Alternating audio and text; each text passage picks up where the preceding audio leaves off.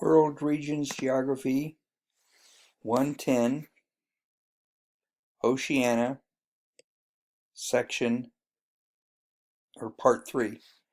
World War II, Independence and Global Reorientation. So, Darwin, up here, was actually bombed by the Japanese during World War II, early in the war. Japanese bombed Darwin. The Japanese controlled most of Papua New Guinea and all the way down into here. They were trying to cut off Australia. That's how Guadalcanal came about, and it was basically a turning point down here. We're going to that. Australia, New Zealand, and Fiji were major staging areas for American amphibious operations in the Pacific. So you have Fiji up here, Australia, New Zealand. Australian and New Zealand troops fought in both Europe and the Pacific and in North Africa. They also fought in Asia. So throughout the globe, Australian and New Zealand troops were involved. Australian independence took place in 1901 from Britain. New Zealand did not want to be part of Australia, and it became independent in 1907. Both countries supplied troops during World War I and II. Most island groups became independent in the 60s and 70s from the various colonial countries that had controlled them. And I say most because there still are some foreign-controlled island groups in the Pacific. Some island groups are still foreign. Australia is mostly oriented towards Asia since the 1990s. That's because it does most of its trade with Asia and the United States, and it does a lot with Europe also, but it used to be pretty much oriented towards Europe. After World War II, became oriented towards America, and then since the 1990s has kind of been a combination of America and into Japan and China. Agricultural exports. So this gives you an idea of where the agricultural exports. If you go most grocery stores in California or anywhere in the United States, you can find Australian wines. They're mainly from this region and this region down here. These are the two areas where there's a Mediterranean climate right here. Most crops are grown down here in southern Australia. This is on the coastal highland. Extensive fruit and vegetables in New South Wales, that's this region down here, and in Victoria over in this region right here. Grains up in here, not a lot grown in this region up here. This is pretty much desert region. You do see some sugar cane grown up here in Queensland, all the way down to here along the coast because there's a lot of moisture. But that's about it. Economic development, MIRAB, so migration, remittances, aid, and bureaucracy. This is kind of a plan for the island groups because there's basically not a lot of industry, so there's not a lot of job opportunity. The real opportunity is in tourism. There's not much else. Interesting, Fiji is one of the countries that gets a lot of remittance money, and its remittance money is basically for contracting its troops out as peacekeeping forces, and Fiji supplies a lot of peacekeeping forces. You see them in Africa, all over in the Middle East, Lebanon. They contract with the United Nations. Island states are highly dependent on imports. Obviously, these are high islands here, probably Tahiti from the look of it. But you don't get a lot of industry other than tourism industry. Some places like Fiji, you do have sugar cane. There is some agriculture. There's a little bit of mining, but it's not extensive. And even in the island groups where mining plays a big role in the local economy, it's still relatively limited. Tourism is extremely important, and really the jet age is what created the tourism in the South Pacific.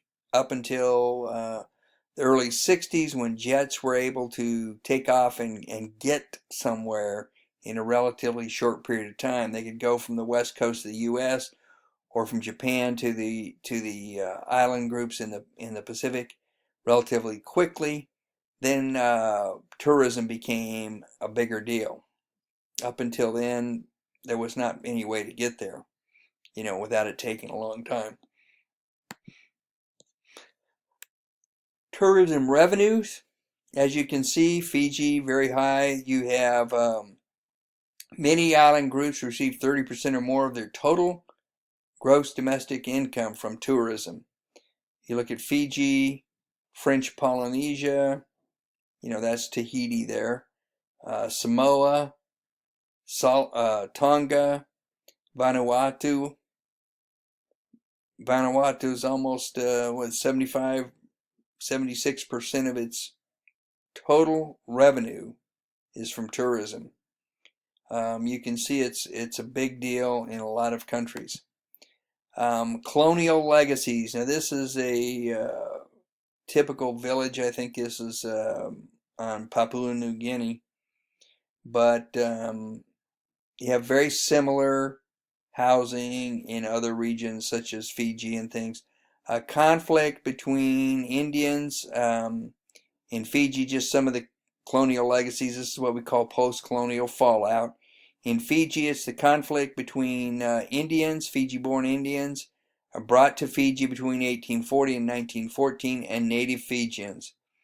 And it has to do with the native Fijians control the military and the government, and the Indians were basically your merchants and your educated class, your teachers, mostly Indians, business people. And so there was a conflict over wealth distribution, and started with Rambuka with the first coup after independence in 1978, and every step along the way, the Indians have lost some rights, and so you saw mass migration of Indians. Though the population is still about 50% split between Indians and Fijians, I think there's like 49 and 49% or something, 49 and 48% of the population. The rest are what they call expats, which are some Asian and mostly white. And then there's the abrogation of Indian rights. That's a constant ongoing problem in Fiji. New Caledonia, native Melanesians, which are dark-skinned, look just like the Fijians, pressing for independence from French residents. So the French colonials control, and the natives are pressing for independence. And in New Guinea, you have the residents of Bougainville trying to secede from Papua New Guinea. Now, Bougainville is on an island off the coast, and so they want to be separate from Papua New Guinea. Poverty and inequality. I chose this picture because if you look at it, you can see the poverty. It doesn't take any rocket scientist to see that these are poor. You notice there's no running water. There's no sewer. You don't see any of that here.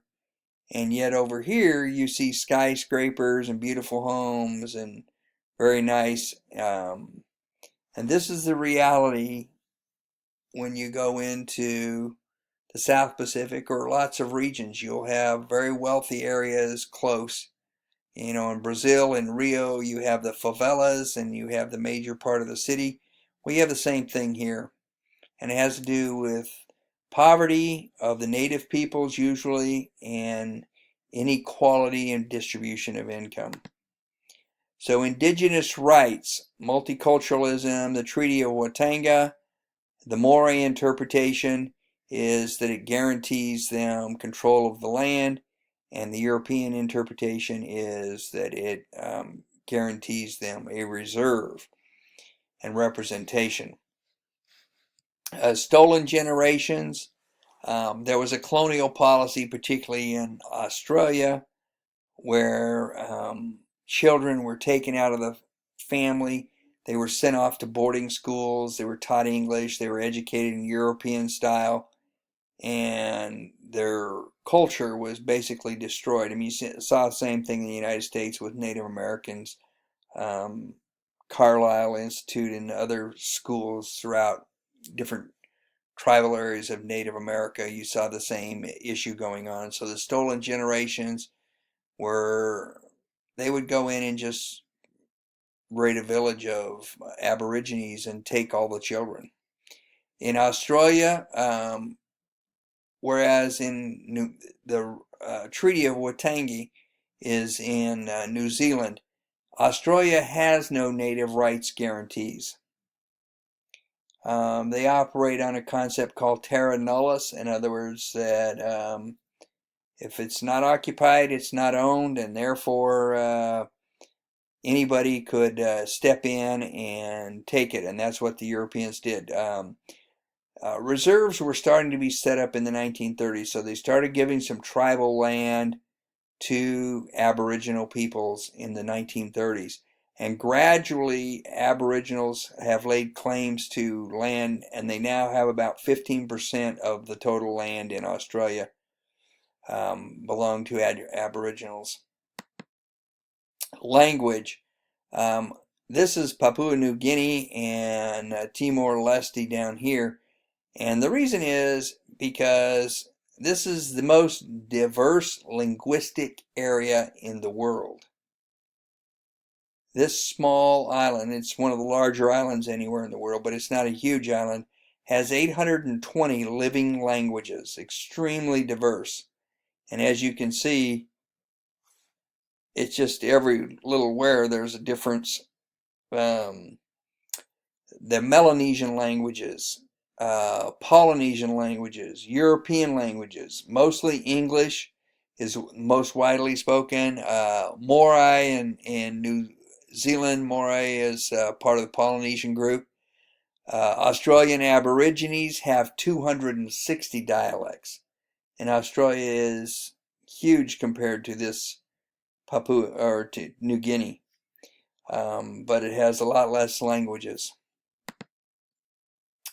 Cultural practices. This is the All Blacks rugby team. They're the national team for New Zealand. So the Moray culture in New Zealand, it's celebrated. It's part of New Zealand culture, and people see themselves very much, and this represents that as the national team is they're doing a dance, a ceremony, which they do before every game. Aboriginal culture in Australia is also celebrated. Melanesian culture in Papua New Guinea, Melanesian island groups. Now Fiji is kind of unique in that a portion of Fiji is Polynesian and a portion is Melanesian. Strict separation, typically in Melanesian areas, strict separation of males and females. In Polynesian areas like Samoa and Tonga, Hawaii, Samoa has the Samoan way, which is that simply that people have a responsibility to their church, to their village, to their family, and to each other. And I think that's not necessarily a bad thing. Tonga has its own unique culture. Tonga has a royal family that's been around for quite a while. There's a lot of British and French influence. They were the two dominant cultures that participated. And then there's multiculturalism, Western dominated elements, picture here from Australia. Demographics,